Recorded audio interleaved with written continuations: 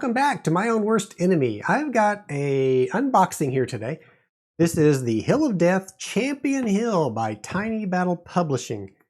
You may remember that not too long ago I did an unboxing of Champion Hill from a publisher called The Gamers that was published in 1996. And what led me to seek out that game was I had done some research, some genealogical research on my mom's side of the family, and had discovered that I had a great grandfather that fought in the 40th Georgia Infantry, and he was actually at this battle.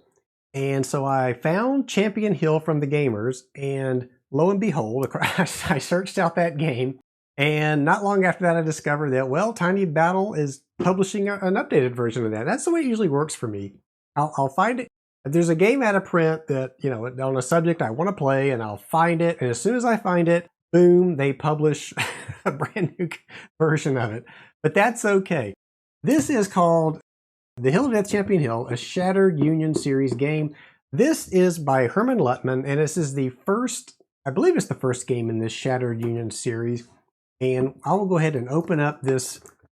Let's see if I can do this here. I've got a little Swiss Army knife here, but I don't think I need it. I think I can just do this with just pulling this plastic off, which I didn't do beforehand, but probably should have.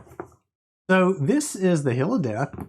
Again, it's from Herman Luttman, who I actually saw at Origins this past year, and I was a little bummed out because he had expressed an interest in me showing him Assault Red Horizon, and I was hoping that I would get to show him that, but I didn't. He's a busy guy, and I'm a rando off the internet, so he really didn't.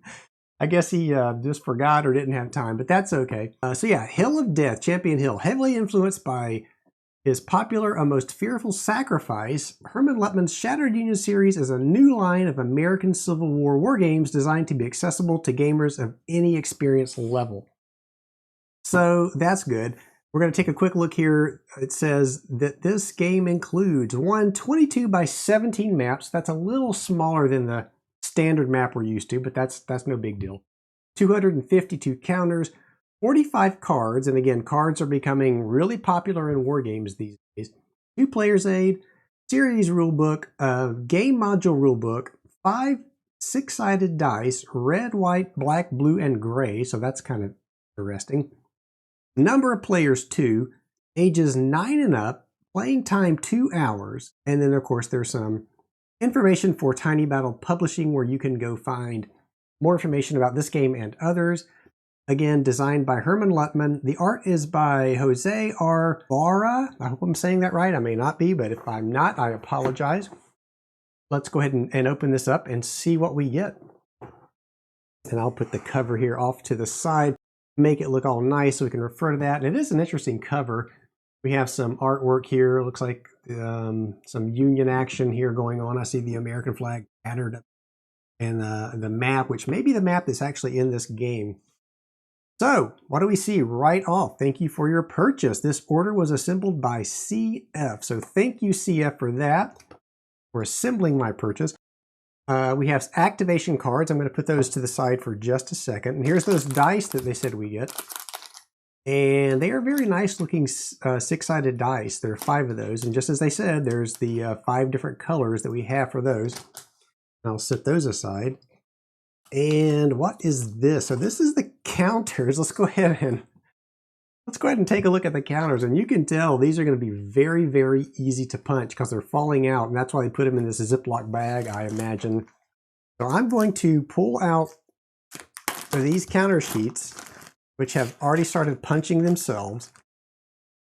And I will just shake out the loose ones there into the bag as best I can. And, you know, well, they are falling everywhere. So that's okay. And I'm not disappointed in that. It's to me, that's actually a good thing that they come off the counter sheets so easily. That's going to mean less fighting to get these off the counter sheet and have them remain decent looking counters. So since these have already fallen off, I will try to show you what we've got here. And these are big counters. These are look like are they 5/16, maybe larger. Let me let you take a close look up at this Union counter. This is Union infantry, and really nice artwork. I really like that. And these are color coded, it looks like. So you're going to have different, I'm guessing, commands here. So you see there's a red, there's an orange. Let's see if I can get these on camera here so we can see those. And so that's going to be nice. And looking at those, there's Leggett and McGinnis. So the names are on there as well. There's an artillery piece. Take a look at that. I'm going to clip these so they will look even better after clipping. And there are some Confederate counters that have fallen off here. There's Reynolds. Now let's do a quick look, because like I said, my great-great-grandfather fought in this battle. He was under Barton's brigade under Major Stevenson. So I don't know how detailed these counters get, how far they break down. So just a quick look here to see if I can find Barton, or maybe it's a little higher. Maybe, well, there's Barton there. So there's Barton. That's good. You can see Barton. And that's probably as far down as it's going to go. I doubt that it goes into the different brigades. I don't think this is a brigade series level game, but that's okay. It's close enough for me. I will see if I can hold up a counter sheet here that the remains of a counter sheet here so we can see this. There is the counter sheet. That's probably half of a counter sheet. There's some victory point locations there. These are the Confederate units, and of course, these would be the Union units. Nice looking counters. They are, they're not as thick as I am used to, but they are thicker than I think. I've had some other Tiny Battle Publishing games. These counters appear to be slightly thicker than those. I don't know if that's just me misremembering or not. I don't think so. These feel pretty thick, actually. So I think these are gonna clip nicely, so that's good. I will get these out of the way here, and we will continue on into the unboxing. And I am getting counter chuff everywhere. And chuff is a word invented here on My Own Worst Enemy, and maybe not, but that's what I'm going to call it, counter chuff. And I'll put that aside. So these are the activation cards. Let's open these up. I don't know if I'm going to need my that little Swiss Army knife. Oh, I guess I will. I'm going to pull up my little blue Swiss Army knife here, and we're going to open up these activation cards. Take a quick look at what's in here. Now, you may have noticed recently there's been a lot of Civil War activity on My Worst Enemy. I didn't intend to do that, but I think between wargaming and book reading, I'm on a Civil War kick right now. So I'm not going to apologize, because I like the Civil War as a theme for wargaming, and I love reading about the history.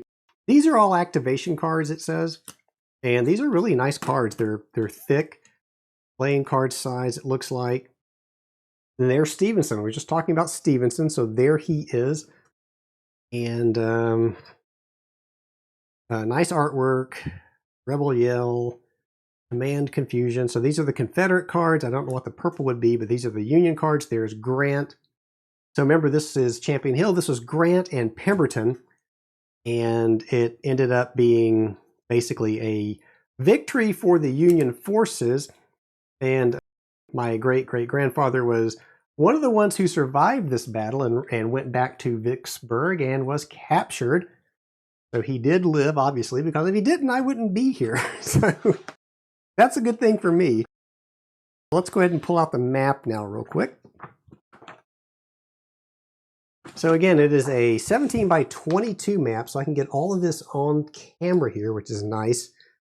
And looking at the map, it is a very nice map. It's a little evocative of, to me, great battles of the American Civil War, although I think this has a little more color.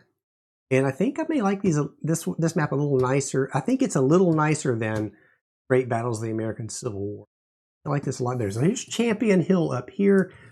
I'm assuming, I can't remember, I believe that that Grant came in from the north, and that's probably where the 40th Georgia was located when they broke and ran back. I'm not 100% sure about that, but I will look at that just to make sure. Because when I play through this, I want to see where the 40th Georgia was. So I think that's going to be neat and interesting. So there's the map. It is a single-sided map and a very, very nice looking map. Actually, I'm just going to leave it there for Now, let's just kind of push it off to the side as we go into this box a little further. Really nice map. This looks like a player's aid card, and this is really nice. Thick paper, neat artwork. You've got the Union over here, the Confederates over here. Colorful, easy to read, big print. Really, really like this player's aid card, so that is cool. Set that off to the side as we continue to dig in. And it looks like the next thing we're going to have is here's the series rule book, and this is probably a scenario book. I'm thinking game components telling you what you get with the game. It looks like some more rules in here. So I'm wondering if this is, well, here's the scenario. So perhaps this is the scenario book after all. I think there's some what ifs in here, if I'm not mistaken. Again, really, really nice artwork. That's really cool. So, and there's the combat results table. So that's neat. This is colorful, easy to read print. Put that in the box, and we will take a look now at the series rulebook. And again, this is the first game in this series. Again, we have the game components and the neat artwork. Now, this is very nice. It's not glossy paper. It's a matte paper. Really nice print, colors. Maybe some offset problems with the, the cards, although maybe that's intentional. Not a big rule book. Let's flip back here and see how many pages we're looking at for this. So it's about 15 pages total for the rules, and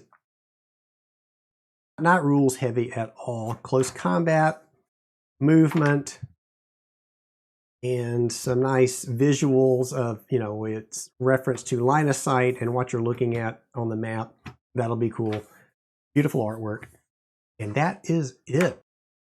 The rule book, you get a rule book, you get a scenario book as well, this wonderful player's aid card, which is really cool, and this beautiful map, and those really big counters that are going to look really nice once I clip those and they're out on this map. I'm hoping, and I know I say this all the time, I'm going to say it again, I am hoping to get this to the table sooner rather than later. I'm probably going to play through this one, the Hill of Death Champion Hill, before I play through that 90s version that I have. Probably end up playing them both, though. Maybe we'll do some kind of comparison contrast on those and let you know how they play. I've got a feeling that this one's going to be fun. I mean, it's Herman Luttman, right? It can't be not fun to play. It's got to be fun to play. So look forward to that on the channel. And this has just been a very quick unboxing. I wanted you to see what's in this in case you were interested in ordering it. It looks like it's going to be I can tell you the components are awesome. And the game is, I'm sure, is going to play fine, but we'll see. I'll reserve judgment until I play through this thing, and look for that soon. If you haven't subscribed, please do, because that'll be your notification that I'm playing it. All right, if you like what I do, please like this video, and I will see you back here next time.